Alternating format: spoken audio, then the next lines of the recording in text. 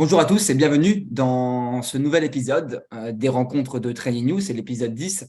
Alors pour ceux qui ne connaissent pas encore ces rencontres, le principe c'est chaque semaine mettre en avant soit une entreprise, soit un professionnel des secteurs corporate finance ou conseil en stratégie. Aujourd'hui c'est corporate finance et j'ai le plaisir de recevoir Benoît Teoglio qui est associate au sein du fonds Convivialité Venture, qui est le fonds de CVC interne au groupe Pernod Ricard. Il va nous en parler dans quelques instants. Et puis, on va essayer de répondre à la question comment décrocher un stage ou un CDI dans cet univers parfois méconnu du corporate venture capital. Le programme du jour.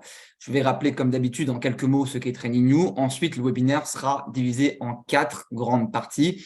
Premièrement, quelques questions qui vont permettre de balayer le domaine du CVC et aussi le parcours de Benoît. Deuxièmement, on va focus sur les process de recrutement au sein de Convivialité Venture, qui est, comme je l'ai dit, le fonds de Pernod Ricard. Troisièmement, on parlera des missions en poste en CVC, qu'est-ce qu'on fait au quotidien. Et quatrièmement, on évoquera rapidement les exits possibles après une expérience en CVC. Bien sûr, vous aurez comme d'habitude quelques minutes à la fin pour interpeller Benoît, poser vos questions dans le Q&A, dans le cadre de la classique session Q&A. Quelques mots sur Training You et sur moi-même. Je m'appelle Guillaume Pommier. J'ai cofondé Training You il y a maintenant plus de presque 4 ans avec Yong Tse-Guan. On est 2 anciens banquiers d'affaires. On a fait le constat quand on était à votre place en tant qu'étudiant et ensuite qu'on était recruteur chez Lazare et qu'on a fait passer beaucoup d'entretiens, qu'il y avait un décalage entre les cours de l'école, certes très bons, mais parfois un peu théoriques, et les exigences très pratiques, très concrètes des process de recrutement dans certains métiers, dont M&A et plus globalement corporate finance. Et Training New, l'ADN de la mission de Training New, c'est vraiment non pas de remplacer, mais de compléter les cours que vous avez à l'école avec un focus sur 2 dimensions. La première, c'est bien sûr le process de recrutement et sa clé de voûte, l'entretien. Et la seconde, c'est les compétences opérationnelles, les skills qu'on vous demande de mobiliser en poste en début de carrière. Donc, vous avez quelques KPIs. On a formé plus de 6000 étudiants depuis 2019, très majoritairement grâce à nos packs en ligne, une plateforme en ligne que certains d'entre vous connaissent déjà, où vous pouvez retrouver beaucoup d'informations. On a une cinquantaine de partenaires avec des assos étudiants, des écoles et des entreprises. Et on a beaucoup d'alumni maintenant qui travaillent dans des entreprises du secteur, des banques, des fonds. Et vous avez quelques références ici. Voilà, j'en ai fini avec Training New. Benoît, bonjour, merci encore pour ta présence. On va débuter la première partie sur le CVC et ton parcours. Est-ce que tu peux d'abord présenter ce qu'est le Corporate Venture Capital? Ouais, merci pour l'invitation, Guillaume. Le Corporate Venture Capital, comme le nom l'indique, c'est du venture capital géré par un corporate, donc un grand groupe ou un groupe tout du moins qui a les moyens de pouvoir investir. Je sais que ça, pour avancer un peu sur la question, mais à la différence du venture capital, là, il y a un angle naturellement financier, mais il y a également un angle stratégique qui va être, pour le compte du corporate, d'explorer soit de la diversification, soit des briques techno qui peuvent aider le corporate à être plus innovant, en gros. Ça marche. Donc, est-ce que tu peux nous présenter maintenant en particulier le fonds de Pernod Ricard qui s'appelle Convivialité Venture? Alors, peut-être déjà pourquoi ce nom, si tu Ouais. le sais, et puis ensuite, quelle est la stratégie d'investissement et du fonds? Ouais, bien sûr. Donc, Convivialité Venture, c'est un fonds qui a été créé il y a 5 ans à l'initiative d'Alexandre Ricard. Peut-être en 2 mots sur Pernod Ricard, c'est plus une holding qu'autre chose. Donc, en fait, il y a 200 marques, plus de 200 marques qui vont de Havana Club à Absolut à Ricard naturellement. Et donc, en fait, si on regarde le marché de l'alcool, globalement, ça baisse en volume, ça augmente en valeur. Mais les gens boivent moins, ce qui est plutôt rassurant. Et donc, l'idée à travers Convivialité Venture, c'est trois choses. Le premier pan, c'est vraiment d'explorer ce qui pourrait être de la diversification sur le créneau des services autour de la convivialité, d'où le nom, dans une logique d'aller au-delà de l'alcool. Et donc, très concrètement, ça va être regarder des boîtes autour de la chaîne de valeur, là où Pernod Ricard peut déjà être présent à travers ses produits, autour notamment de tout ce qui va être expérience, événementielle, hospitalité, voyage, que ce soit en physique, là où Pernod Ricard est clairement présent, ou en digital, qui part du constat qu'il y a plein de gens qui peuvent avoir des moments de convivialité également en ligne. Donc, tout ce qui peut être entertainment digital, donc métaverse dans un certain sens, mais également concert en ligne, toutes ces choses-là, c'est des choses qu'on regarde avec attention. En gros, se positionner sur toute la chaîne de valeur de la convivialité, qui est un peu le maître mot de Pernod Ricard, créateur de convivialité. Ça, c'est vraiment le premier bloc. qui est un peu la raison d'être du fonds, d'où le nom. Et ensuite, on a deux petits blocs qui sont vraiment plus core business. Le deuxième, c'est une thèse qui est plus B2B, qui va être en gros d'investir dans les boîtes qui peuvent accélérer la transformation digitale du groupe Pernod Ricard. Et donc là, les enjeux, ça va être digitaliser les canaux de distribution, marketplace B2B, ça peut être des SaaS en consumer insight, en Salesforce efficiency, même en carbon accounting. Donc c'est beaucoup plus opportuniste, beaucoup plus large. Là, c'est investir dans des briques technologiques qui peuvent juste accélérer la digitalisation d'un très grand groupe, qui en plus à la base d'un groupe industriel. Donc on fait de l'investissement minoritaire pour rentrer au capital de ces boîtes-là et qu'elles puissent bosser avec nous, qu'on puisse co-créer des briques produits avec elles, potentiellement avoir un partenariat plus privilégié qu'une relation client lambda. Voilà. Donc ça, c'est le deuxième bloc. Et le troisième bloc, qu'on explore un peu moins en Europe, mais plus aux États-Unis et en Chine, ça va être produit. Et donc, encore une fois, au-delà de l'alcool, c'est les boissons qui vont être sur la thèse du no low, donc no alcool, low alcool. Donc, les boissons à plus faible teneur en alcool, par exemple les hard seltzer ou autres, ou carrément des alternatives. Si on va dans un bar et qu'on ne peut pas prendre une bière ou un cocktail, les alternatives sont assez limitées. Et nous, on essaie de regarder les boissons qui sont à la fois premium, avec un bon branding, et qui ont du goût. Donc ça peut être des boissons à base de baobab, ça peut être de l'eau infusée à je ne sais quoi. Voilà. Donc ça, c'est un marché qui est moins mature en Europe, mais qui est plus en Amérique du Nord et en Asie. Donc voilà en gros ce qu'on regarde. Euh, et la thèse d'investissement. Après, d'un point de vue géographie, on a 5 personnes à San Francisco, 2 personnes à Paris, 2 personnes à Shanghai et 2 personnes à Mumbai. Chacun couvre ses géographies respectives. Donc depuis Paris, nous, on couvre toute l'Europe. Euh, on peut investir une centaine de millions d'euros par an à l'échelle de toutes les géographies. Donc, ça nous laisse pas mal de latitude pour explorer différentes choses. On essaye de se positionner plutôt de la série A à la série C. Après, voilà, ça, c'est plus indicatif qu'inscrit dans le marbre.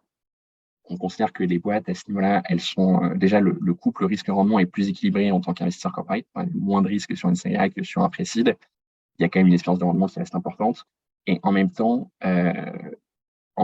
les boîtes sont suffisamment matures pour également bosser d'un point de vue stratégique avec le groupe Pernod Ricard et pas trop mature pour également avoir la volonté de potentiellement créer des briques avec nous qui peuvent être intéressantes. Donc voilà, en gros, ce qu'on fait et comment on le fait.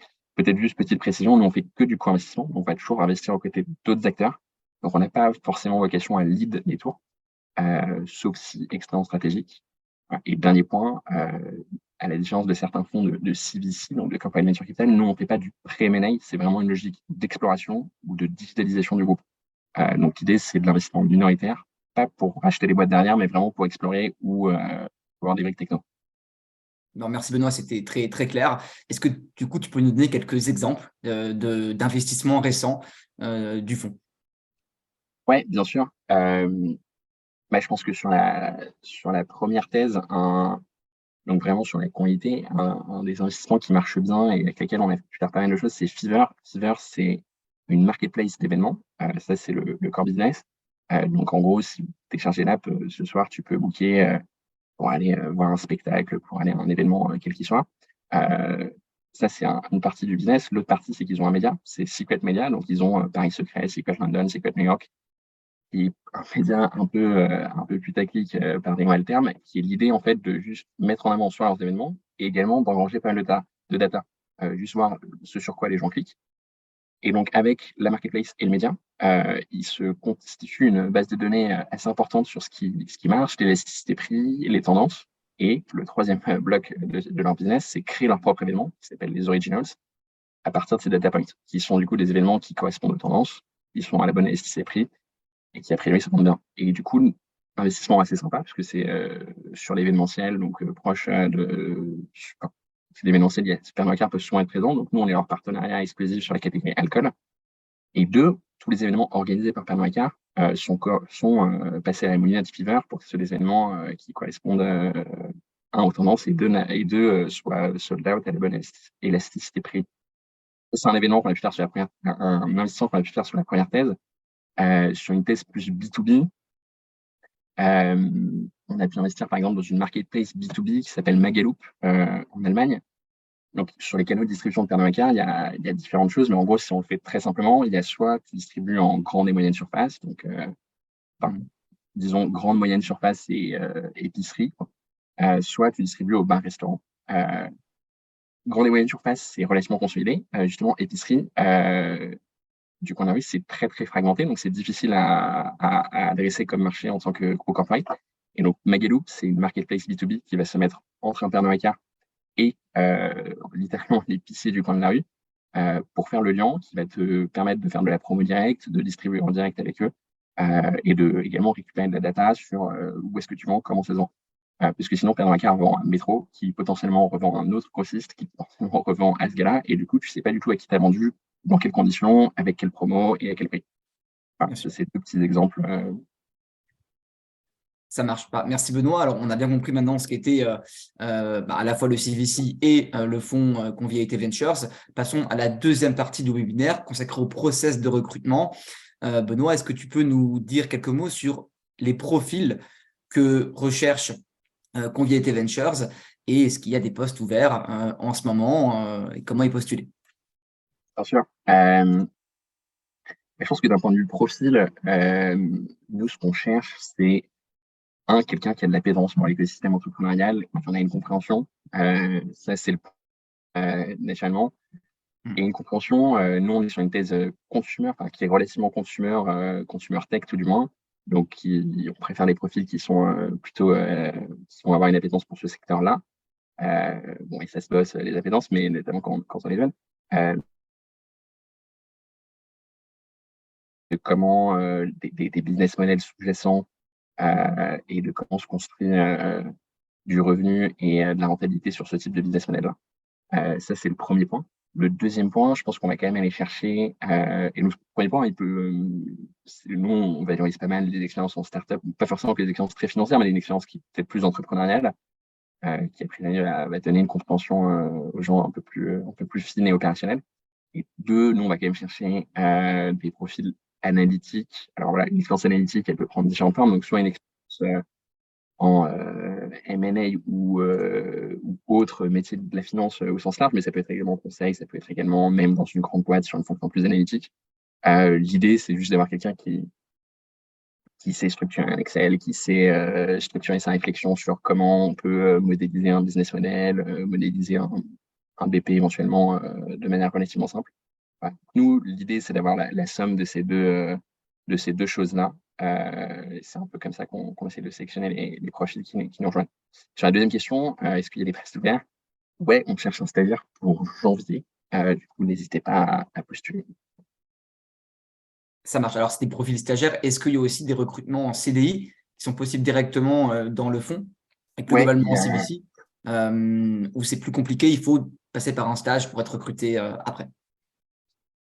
alors, pour être tout à fait transparent, c'est compliqué d'être recruté, je pense, dans le milieu du venture capital CVC. Il y a peu d'ouverture. Je pense que, enfin, nous, là, il y a une ouverture à un rôle d'associate, mais du coup, qui n'est pas junior. Euh, Ensuite, ouais, bien sûr, qu'on prépare un stage, ça peut toujours être le bon moyen de faire ses preuves et ensuite d'être confirmé. La structure de nous sur laquelle on est, c'est quand même une petite structure avec des petites équipes géographiques dans lesquelles on n'a pas forcément besoin de beaucoup de juniors par ailleurs.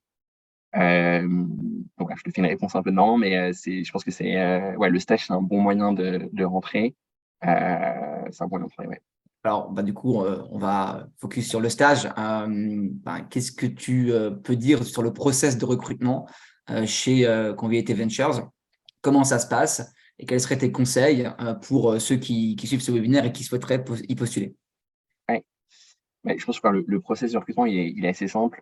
C'est en trois étapes, screening, un premier call, entretien, et un deuxième qui est autour d'une étude de cas avec la partenaire et moi.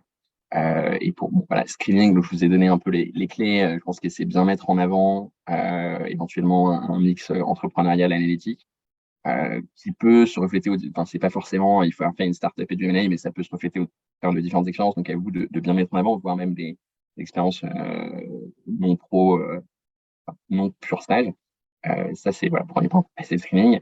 Euh, Deux, ensuite sur le premier entretien.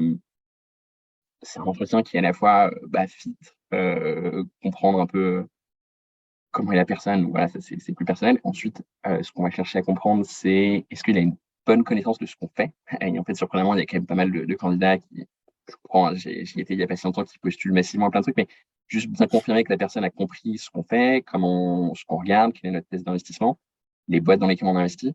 Les questions classiques sur ce genre d'entretien, c'est par exemple, est-ce qu'il y a une boîte dans notre portefeuille que tu trouves sympa et pourquoi? Et quel est son business model éventuellement? Ça peut être une question. On peut également demander, est-ce que tu aurais une ou deux boîtes que tu penses pertinentes pour nous de regarder dans une potentielle logique d'investissement? Ça, ouais, c'est un peu checker la connaissance écosystème écosystème et tourné vers Convict Ventures. Et ensuite, on va souvent poser une petite question analytique, une espèce de brain teaser, micro-market sizing, qui pourrait être, si on prend un exemple très récent, par exemple, quel était le chiffre d'affaires hier soir de Pernod Ricard? Premier match de la France sur la Coupe du Monde. On peut dire, voilà, dans les bars, restos à Paris, quel était le chiffre d'affaires de Pernod Ricard? Donc là, l'idée, c'est pas du tout de trouver le chiffre précis, puisque c'est compliqué. C'est dire, OK, il y a combien de personnes qui vont regarder le match? Je crois que c'était 15 millions. Il y a combien de personnes qui étaient à Paris? Enfin, on fait le truc. Enfin, Guillaume est l'expert là-dessus. Combien de personnes étaient en bar versus à la maison? Ils ont consommé quoi? Et quel était le split entre peut-être bière, cocktail? Enfin, voilà. Après, tu peux me poser des questions. La part de marché de Pernod Ricard en France, c'est genre 27%. Et clac, clac. L'idée, c'est que tu tombes sur un chiffre plus ou moins. C'est une discussion et juste qu'on voit comment on réfléchit. C'est un peu comme ça qu'on va structurer ce premier entretien. Et ensuite, le deuxième entretien, je pense qu'il est assez classique. C'est une petite étude de cas où on va t'envoyer un teaser sur une boîte qu'on a vue. Et l'idée, c'est que tu nous fasses quelques slides pour faire un micro mémo d'investissement sur, tu présentes en gros l'équipe, le marché, le produit, les avantages compétitifs de cette boîte par rapport aux autres, son business model, peut-être un micro-modeling de comment tu vois la top line évoluer sur cette boîte et comment tu le construirais tout de loin avec quelques hypothèses structurantes et opportunités d'exit. Voilà. Donc ça, c'est un petit truc à préparer chez soi qui n'est pas censé prendre plus que 2 heures normalement, voire moins. Voilà. Et avec ce process-là, on prend des décisions.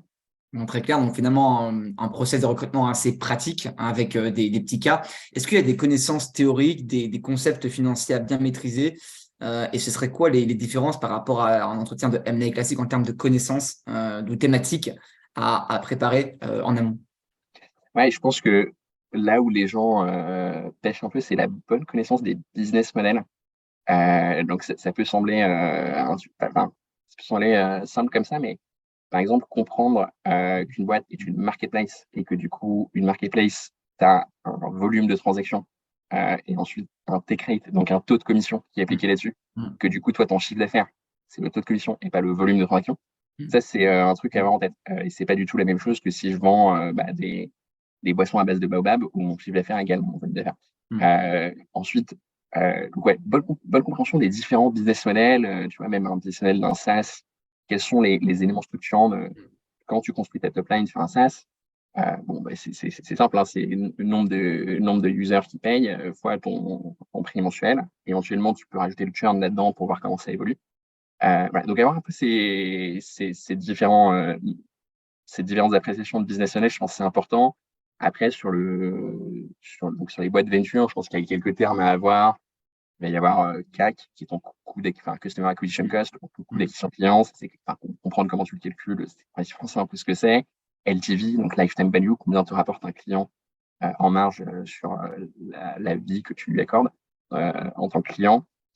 CAC LTV, du coup, qui est le ratio qui en découle, je pense que c'est important de l'avoir en tête. Puis après, voilà, l'idée, c'est qu'on puisse comprendre que tu as une bonne compréhension de comment tu construis du revenu pour une boîte.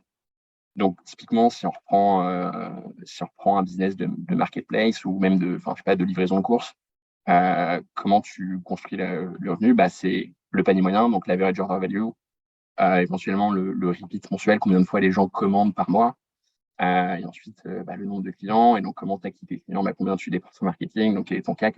L'idée, c'est juste, là, je donne des choses comme ça un peu à la volée, mais c'est d'avoir une bonne compréhension de ces éléments-là. On n'attend pas forcément des chiffres précis ou tout, mais juste d'avoir une compréhension d'une part des termes, de les connaître et de pouvoir jongler avec, quoi.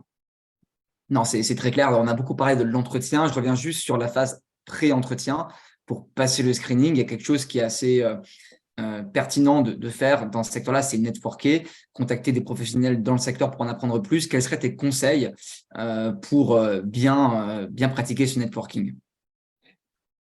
Très bonne question. Je pense que bah, non, mais il faut contacter les gens. Donc après, voilà, je pense que globalement, les gens ont peu de temps disponible, donc il faut réussir à rentrer par les bons canaux. Bon, LinkedIn, c'est toujours un bon canal, mais je pense que pas mal de gens sont extrêmement, notamment si tu es en investissement, tu es très sollicité sur LinkedIn à la fois par des des potentiels gens qui veulent bosser avec toi. Donc il faut bon, sur LinkedIn, c'est tout con, mais juste, au lieu de juste ajouter sur LinkedIn, il y a moyen, je sais plus, mais de rajouter une petite note. On peut rajouter, je crois, Mm. 140 caractères. Mm. Et juste dire, bonjour Benoît, je trouve que Convivialité Venture, c'est cool, ça serait sympa d'en parler. J'ai beaucoup plus de chances de te répondre que juste si tu m'ajoutes. Ou bon, enfin, tu peux dire n'importe quoi, un truc, ouais, j'ai trouvé que votre dernier investissement dans X ou Y était sympa. Donc, juste un tout petit peu personnaliser l'approche, c'est 140 caractères, donc ça prend vraiment 45 secondes de le faire. Ça, je pense que ça maximise le taux de conversion pour que les gens répondent. Et en plus, enfin, tu vois, je sais pas, je reçois une trentaine d'invitations par semaine ou si ce n'est plus. Voilà, ça permet juste le truc sort. Donc, ouais, LinkedIn, je pense que ça reste le très bon canal. En plus, tout le monde est dessus a priori. Après, peut-être targeter également les juniors plus que les seniors qui ont peut-être plus de bande passante, qui ont plus de compréhension, qui étaient dans vos chaussures il y a pas si longtemps. Même le stagiaire, hein, les stagiaires, je pense que déjà, ils comprennent parfaitement le pain point et ensuite, ils ont quand même appris. Enfin, nous, on est une petite équipe. Le stagiaire, il a une très bonne compréhension de ce qu'on fait et il pourra vous donner plein d'insights à la fois sur le process, sur comment être smart, sur les choses à raconter. Voilà. Et après, peut-être le dernier point, bon, c'est trouver un way in. Et donc, ça peut être là au détour d'événements sur lesquels des investisseurs ou autres vont être présents. Voilà, se positionner sur ces événements-là. Il y en a plein qui sont organisés, que ce soit par des accélérateurs, des incubateurs, des Vivatech ou autres. Voilà, et là, ce type d'événement, il y a quand même souvent une bonne concentration de gens. Et voilà, juste les faire coucou, ça va. Encore une fois, à chaque fois, si l'approche est personnalisée en mode j'ai vu que vous aviez investi dans X, moi, je suis hyper intéressé par Pernod Ricard pour X ou Y, ou je trouve ton profil cool parce que machin. Tout de suite, c'est quand même plus simple de répondre et de se dire bah, ce gars est sympa, il a passé une minute à regarder ce qu'on faisait, c'est cool. Voilà. Ça marche. Bah, merci Benoît. Alors, on va passer à la troisième partie maintenant du webinaire consacrée aux missions en poste. Benoît, est-ce que tu peux nous parler de ton rôle au quotidien chez Convivialité Ventures? Ouais. Bien sûr, je pense que le rôle, il se répartit un peu en trois parties. Il y a une première partie qui va vraiment être le sourcing, qui est important. Donc, sur les différents pans de la thèse d'investissement dont je vous ai parlé au début. Donc, le sourcing, c'est quoi? C'est regarder les boîtes qui sont pertinentes dans cette thèse.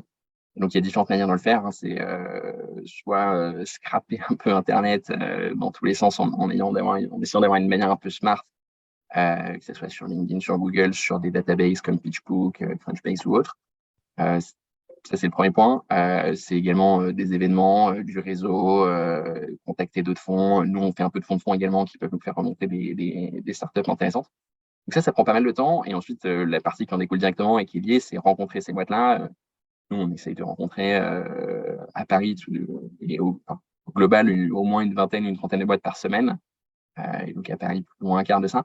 Donc voilà, ça prend du temps, c'est rencontrer ces boîtes-là. Alors naturellement, l'immense majorité ne sont pas parfaitement pertinentes, pas parfaitement dans la thèse, un peu à la marge, pas forcément au bon niveau de maturité, mais ça donne toujours des insights sur le marché, sur eux, leur vision, sur comment ils se positionnent, et puis ça peut potentiellement, même si la boîte à ce moment-là, à l'instant T ne correspond pas, on peut revenir dessus dans un an ou deux, ou quelques mois, ou même 5 ans.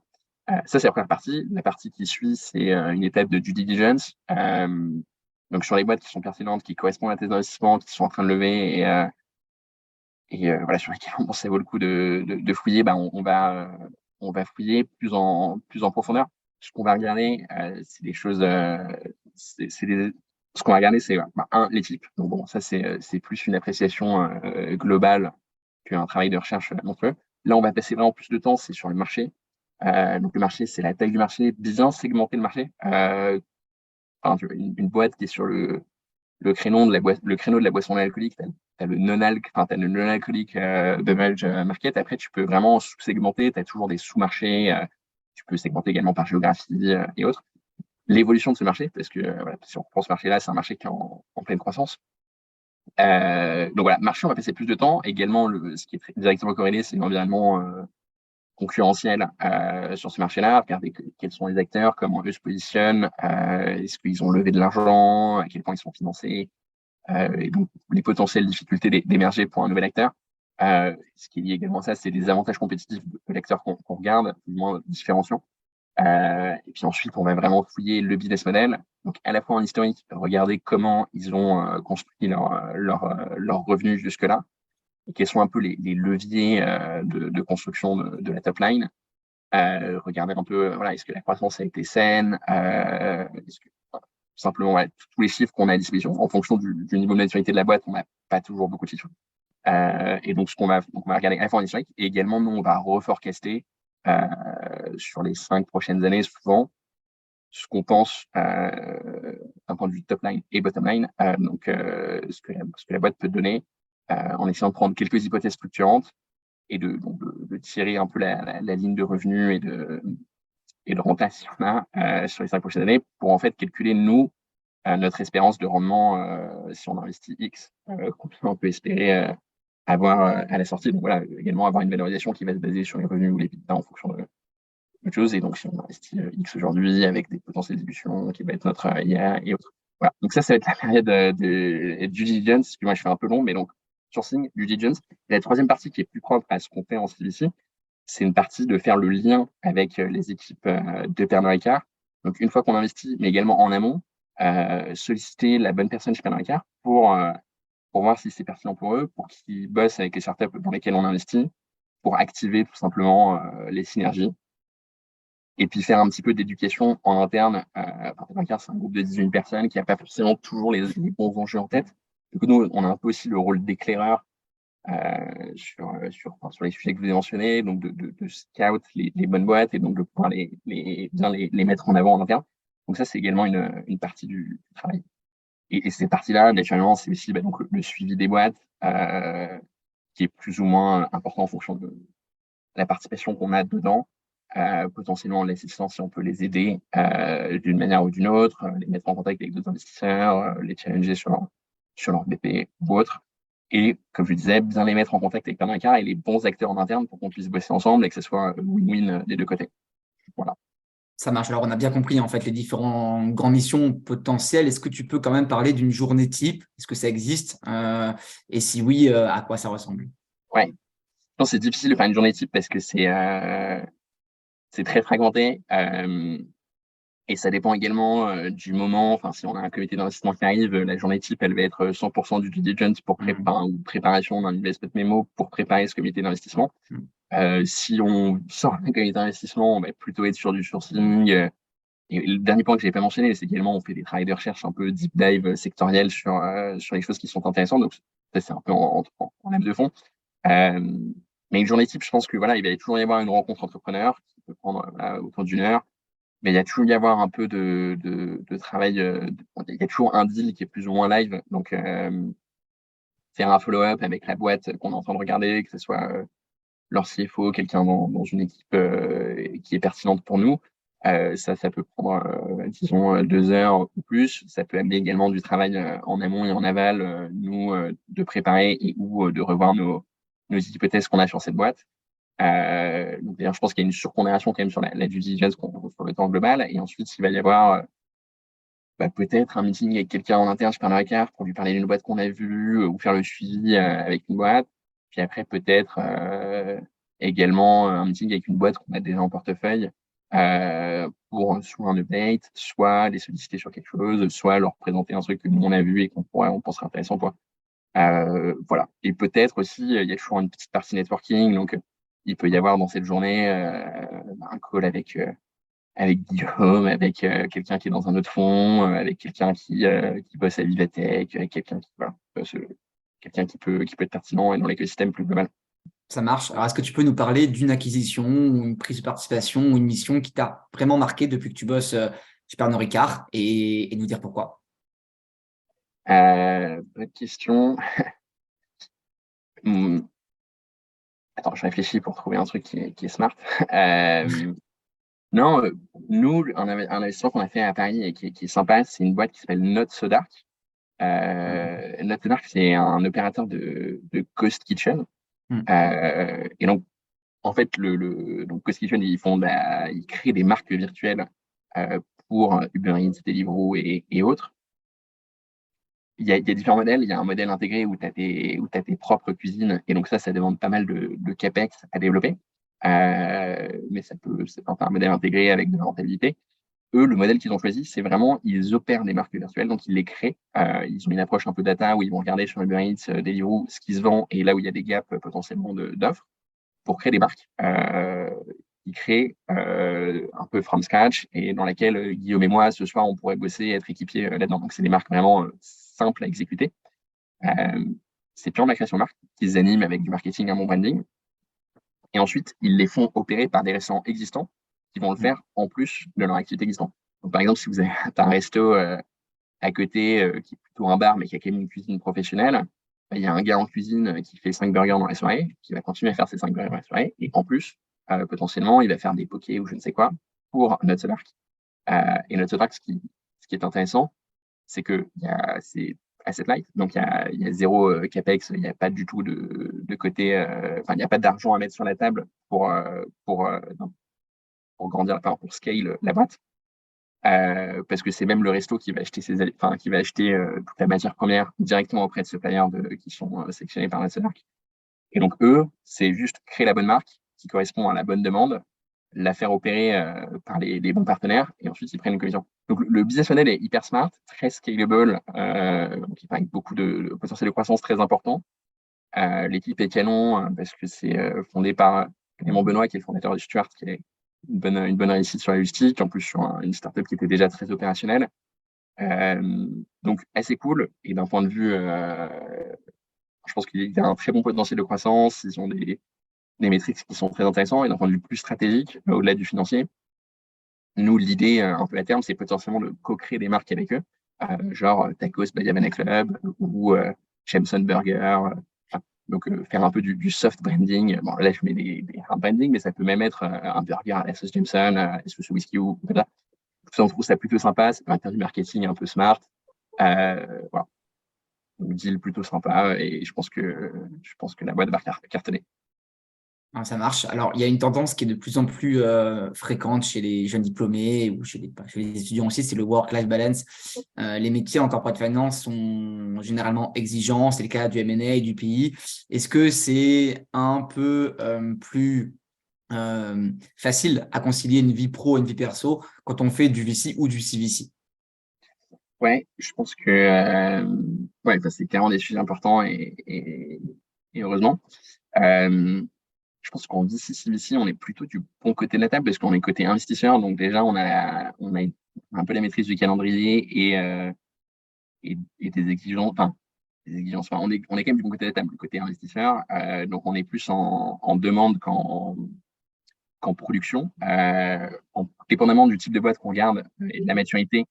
Euh, Sur des boîtes peu matures, il y a moins besoin de crunch et donc de faire des horaires relativement longues. Sur les boîtes plus matures, il faut quand même, il y a toujours de la data à crunch. Moi, je pense qu'en VC, CVC, on s'en sort. On s'en sort très bien. Je pense que les horaires sont assez corrects. En tout cas, c'est le cas chez Quality Ventures. Et moi, les gens que je connais dans l'écosystème, je pense que c'est des bonnes journées, mais c'est pas. Je pense que les dîners sont garantis, ce qui est une bonne base. Après, voilà, c'est aussi, comme je disais tout à l'heure, en fonction du timing. Si un comité d'investissement à préparer, s'il y a plusieurs deals en même temps, il peut y avoir un petit coup de bourre à un moment ou un autre. Et après, l'autre élément, c'est aussi, enfin, il y a la partie au bureau, peut-être plus derrière son ordi, puis il y a une partie qui est également pas au bureau, qui peut potentiellement d'aller à un événement, potentiellement d'aller à une soirée. Donc voilà, un jeudi soir, ça peut aller à un espèce enfin, un networking cocktail ou je ne sais quoi, ou un événement organisé par X ou Y. Bon, bah, tu prends quand même ton jeudi soir. Après, c'est un truc qui est plus sympa que d'être derrière son ordi sur un Excel. Et globalement, pour te répondre, je pense que la work-life balance, c'est pas mal. Ce qui est pas mal. Voilà. Ça marche. Dernière question sur la partie d'émission. Est-ce que tu peux en 3 mots nous dire c'est quoi les qualités d'un bon junior, d'un bon stagiaire en CVC? Qu'est-ce que tu recherches toi chez un bon stagiaire? Ouais. Wow, bonne question. Je pense qu'il faut quelqu'un qui soit analytique quand même, c'est important. Enfin, comme je l'ai expliqué au cours de cet échange, ouais, qui est une compréhension de comment on structure les choses, donc analytique. Deux, dans le métier qu'on fait, on rencontre beaucoup de monde, donc faut quelqu'un qui soit à l'aise socialement et qui soit capable de reach out, enfin ouais, de contacter des gens et de se mettre en avant et qui est pas, ouais, quelqu'un ouais, qui soit à l'aise socialement. Ça, je pense, que c'est vraiment les deux qualités majeures. Et trois, mais c'est un peu lié aux deux, quoi. Quelqu'un de sympa et avec un nous, on est une petite équipe, donc en fait, moi, je suis amené à déjeuner un certain nombre de fois, enfin, à prendre des cafés et tout. Donc, c'est quand même quelqu'un qu'on voit beaucoup. Donc, on veut quelqu'un de sympa avec qui, ouais, quelqu'un de sympa. Voilà. Bon, ça marche. Très bien, on va passer à la la dernière partie du webinaire. Avant de passer à vos questions, bien sûr, c'est les exits possibles. Alors, il y a beaucoup d'étudiants qui sont intéressés par le secteur VC, CVC, entrepreneuriat, et qui s'interrogent sur qu'est-ce qu'on peut faire après. Est-ce que on s'enferme dans un domaine ou est-ce que ça ouvre d'autres portes et qu'on peut potentiellement faire des moves en PI, en banque d'affaires ou dans d'autres métiers en finance? Ouais, bonne question. Moi, je pense que d'ici, CVC, ça reste relativement généraliste, en fait, avec naturellement une surpondération finance. Mais je pense que le champ des possibles sur les exits est quand même assez large parce que tu vois beaucoup de boîtes, beaucoup de business models. T'as un travail qui n'est pas si verticalisé que ça en soi. Euh, donc, beaucoup d'exits possibles. Je pense que l'exit la plus naturelle et simple, c'est rester dans les métiers de la finance. Donc, ça peut être soit bouger dans un autre fonds naturellement, du VC, VC, VC, VC, VC. Ça peut être aller dans des fonds qui sont plus gros, potentiellement même du buyout sur private equity ou autre. Notamment, tu vois, si on peut, nous, on a une thèse relativement consumer. Donc, voilà, ouais, je peux prétendre potentiellement à des jobs dans des fonds peut-être de PE qui sont très consumer et qui vont du coup apprécier une compréhension des enjeux et des types de business models qui sont dans ce secteur-là. Donc, ouais, clairement finance, mais tu peux également revenir en M&A si ça t'intéresse parce que tu as vu beaucoup de deals, même si je pense que c'est moins courant dans ce sens-là. Et ensuite, je pense que tu as l'autre exit qui est assez fréquente, c'est aller en startup et du coup passer de l'autre côté de la table sur des jobs plus opérationnels. Là, les jobs potentiels, il y a Strat, Sales Ops, il va y avoir Corporate Development qui va donc en gros faire M&A levée de fonds pour une startup en interne. Euh, Sinon, des rôles comme Chief of Staff qui vont être plus généralistes ou stratégie tout simplement. Voilà. Et après, bon, la dernière exit possible qui est plus propre au CVC, c'est faire un move en interne. Donc, par exemple, tu peux bouger à l'Open Innovation chez Pernod Ricard, tu pourrais bouger au M&A chez Pernod Ricard, ouais, ou différentes choses en fonction je pense, des envies et de ce sur quoi on est bon. Voilà. Ça marche, merci Benoît. Alors avant de passer à vos questions, je me permets juste pour ceux qui sont en train de préparer pour un stage en 2023 de rappeler les packs Training New qui sont disponibles en ligne. Ils sont tous sans engagement, donc assez accessibles. Donc, vous pouvez prendre pour 1 mois, 2 mois, 3 mois, vous résidez quand vous voulez. Vous avez accès jusqu'à la fin du mois et vous avez accès à un certain nombre de contenus pour vous aider, des cours bien sûr sur chaque thématique technique en M&A, sur plein d'autres métiers en corporate finance hors M&A, dont le VC. On a un cours sur comment réussir un entretien en VC, où on déroule quelques éléments de ce qu'a mentionné Benoît aujourd'hui, et d'autres cours aussi, et 2 cours sur les outils pratiques, Excel et PowerPoint. Et on a aussi des questions d'entretien, exercices pour mettre en pratique. Et dans le pack Premium, vous avez des fiches sur les banques, les fonds, où on présente l'entreprise, la stratégie d'investissement, les deals récents, les questions d'entretien tirées des comptes rendus de nos alumni et le replay de tous nos webinaires et nos podcasts. Donc, n'hésitez pas pour ceux qui souhaitent débuter ou poursuivre avec efficacité leur préparation pour leur prochain stage. Avant de passer aux questions, 2 autres événements. Prochaine rencontre de Training News, ce sera la semaine prochaine, même heure, même endroit, mercredi 30 novembre. Cette fois-ci, on basculera vers le conseil en strat et on recevra l'équipe de Strategy End. Et on aura 3 intervenants, donc une consultante senior, une consultante junior et une RH pour vous parler un petit peu de ces process-là. Et une étude de cas sera corrigée en live. Et pour reprendre la question de networking et ce qu'a mentionné Benoît, prochain événement en présentiel de Training New, ça aura lieu le 2 décembre dans nos locaux au Village by CR, oui, là-bas ici. Et vous aurez, c'est la rencontre du private equity et du VC. Donc, on aura une présentation des métiers, de ces métiers-là avec un RH de chez Ardian pendant 30 minutes à 16 heures. Et ensuite, on enchaînera sur 2 tables rondes pour connaître d'abord les tendances du PVC en 2023, parce que ça bouge beaucoup avec le contexte macro et géopolitique. Et on aura aussi la suite un petit peu de ce webinaire sur comment décrocher un stage en PVC avec des intervenants qui étaient à votre place il y a pas si longtemps, qui vont vous donner beaucoup de conseils. Bien sûr, on aura aussi un cocktail networking en face du village à partir de 18h15. Voilà, on vous attend nombreux. On a lancé les inscriptions en début de semaine. On a déjà beaucoup d'inscrits. Il n'y a que 80 places disponibles. Donc, voilà, on essaiera de contenter le maximum de personnes, mais inscrivez-vous rapidement si vous souhaitez y participer. Voilà. J'en ai fini avec les prochains événements. Passons à vos questions. S'il y a des questions à l'oral, pour ceux qui veulent lever la main et interpeller directement Benoît, je vous donne la parole. Sinon, on va prendre les questions qui arrivent sur le QNR. On a une première question sur le QNR. Alors, c'est un petit peu plus lointain, mais Benoît, est-ce que vous avez des postes de stagiaires pour septembre 2023? Ou est-ce que c'est que janvier, juillet, quoi? Ouais, en gros, ouais, bah, nous, enfin, on a un stagiaire sur l'équipe à Paris, tout du moins, donc c'est sur des cycles de 6 mois. Donc là, si on prend quelqu'un en janvier, potentiellement on prend quelqu'un en juillet, mais bon, comme l'été est toujours plus calme, nous, ça ne dérange pas de prendre quelqu'un en septembre, parce que sinon, le stagiaire est un peu délaissé, je pense, à minimum en août. Donc la réponse est potentiellement oui, potentiellement oui. Ok. Du coup, à suivre plutôt en avril, mai, je pense, que voir plus tard. Ok. Une autre question aussi, si on veut postuler en fait en juillet 2023 par exemple, à quel moment il faut postuler et par quel canal il faut le faire? Donc, quand est-ce que l'offre est mise en ligne, j'imagine, et comment faire, en fait, comment procéder?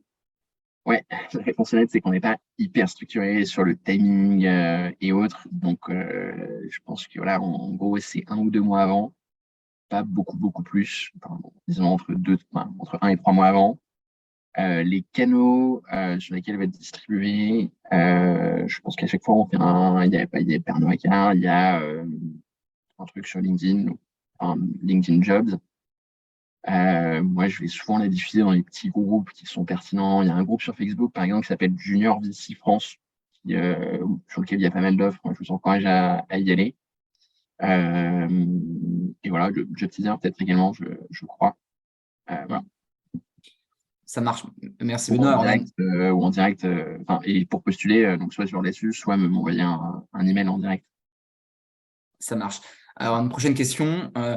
Dans quelle mesure l'équipe CVC travaille avec les autres unités du groupe Pernod Ricard, notamment en Corporate Finance M&A et les départements innovation ou R&D? Ouais, très bonne question. Alors, les départements M&A et Corporate Finance, moins, parce que nous, le M&A chez Pernod Ricard, c'est vraiment core business. Donc, c'est racheter des marques de vin, champagne, spiritueux. Ils sont hyper actifs. Ils font une vingtaine de transactions par an. Euh, Nous, c'est vraiment plus de l'exploration beyond product, donc au-delà. Donc, la seule thèse qu'on a en commun avec eux, c'est la thèse produit, donc sur le low alcool, no alcool, où eux également, ils sont à l'achat sur des boîtes. Donc, sur cette thèse-là, on peut bosser avec eux. Après, voilà, on peut les solliciter sur différentes choses, plus sur des manières de réfléchir, de penser. Est-ce que eux, quelquefois, nous renvoient des boîtes également qui ne sont pas pertinentes pour eux. Mais du coup, on travaille pas main dans la main avec le M&A, puisque c'est 2 stratégies différentes au niveau américain. Donc, eux, c'est consolider le corps et nous, c'est explorer au-delà. Euh, pour le coup, par contre, les départements, je sais plus, tu disais innovation R&D, clairement, on travaille pas mal avec eux, on a pas mal de catch-up pour eux, ils nous remontent les besoins du groupe Pernod Ricard, qui est intéressant, donc on garde le bon focus. Ils ont souvent une meilleure vision également interne. On est un peu une filiale semi-externe. Et puis également, eux, ils ont des sujets de front, et du coup, si on peut soit leur sourcer des startups, soit investir dans les startups avec lesquelles ils peuvent bosser, c'est intéressant.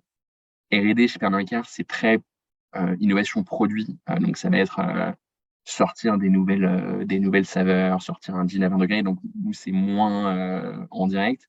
Après, il peut y avoir quelques sujets, par exemple, sur la décarbonisation, sur des sujets plus industriels ou supply chain que nous, on peut être amené à regarder.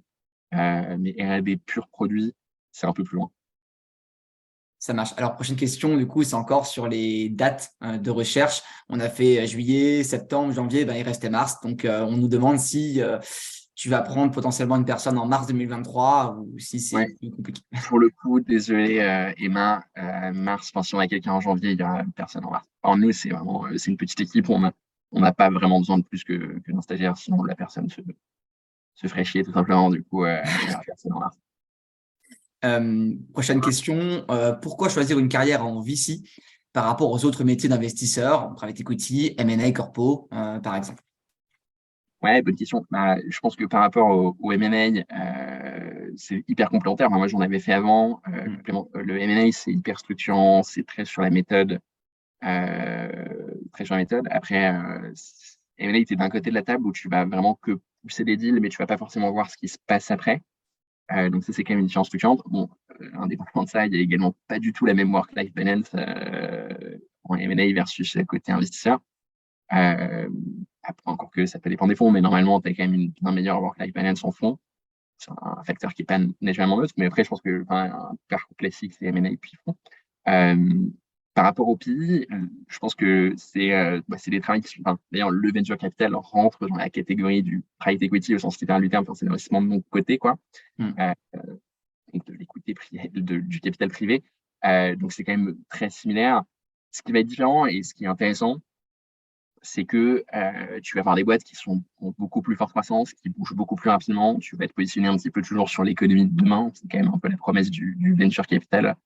C'est d'investir dans les boîtes qui vont cartonner, pas aujourd'hui, mais plutôt demain. Alors que le PI, c'est quand même pas mal. Tu achètes des boîtes sur des multiples d'EBITDA qui sont du coup déjà rentables, voire très rentables. Euh, donc, c'est pas forcément l'économie de demain, les boîtes rentables, pour les raisons. Mais voilà. Et après, je pense que les sujets, enfin, ça dépend dans quel fond tu bosses, mais les sujets en PI où tu vas regarder une boîte d'ascenseur pendant 6 mois versus regarder des boîtes qui sont plus sur l'événementiel, sur les livraisons de courses et tout. Voilà, je pense que ça peut être plus sexy d'un côté ou de l'autre, mais moi, je suis pas très ascenseur personnellement. Ça marche. Merci pour ta réponse. Prochaine question. Vaut-il mieux une première expérience en M&A ou en private equity pour obtenir une suite en VC? Ouais, bah, enfin, je pense que les expériences en M&A, elles sont toujours valorisées et appréciées en fond, que ce soit PI ou VC. Donc non, enfin, c'est un premier. Enfin, le M&A, c'est dur, c'est des longs horaires, mais c'est quand même très structurant et on le voit bien sur les profils. Ça donne de la structure de l'analytique et des gens qui sont carrés. Donc je pense que c'est toujours apprécié. Après, voilà, il faut nous également sur les sélections des profils, on veut pas le gars qui soit pur M&A et du coup un peu que sur Excel. On veut également quelqu'un qui ait une compréhension de l'écosystème, qui a un intérêt pour l'entrepreneuriat, pour les nouvelles tendances et tout. Donc il faut également réussir à rester un petit peu sur ces sujets-là en parallèle.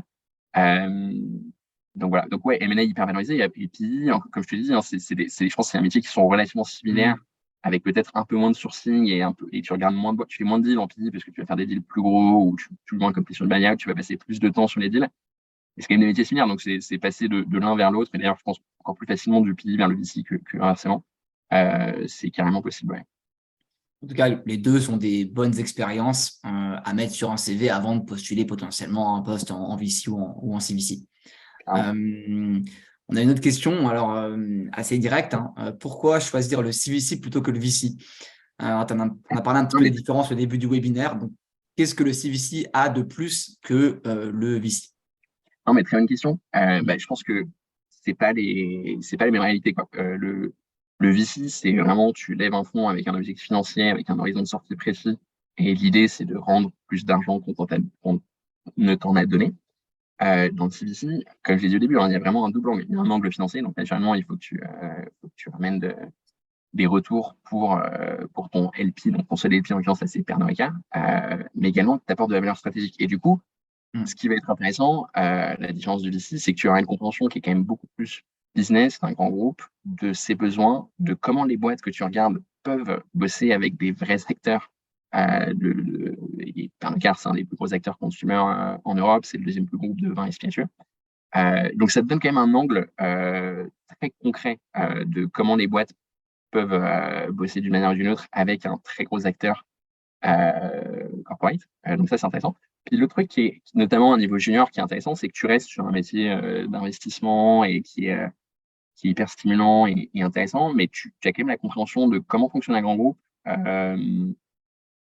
de comment ça fonctionne en interne. Pernod Ricard, c'est un groupe qui a beaucoup de moyens, l'alcool, c'est un marché très rentable.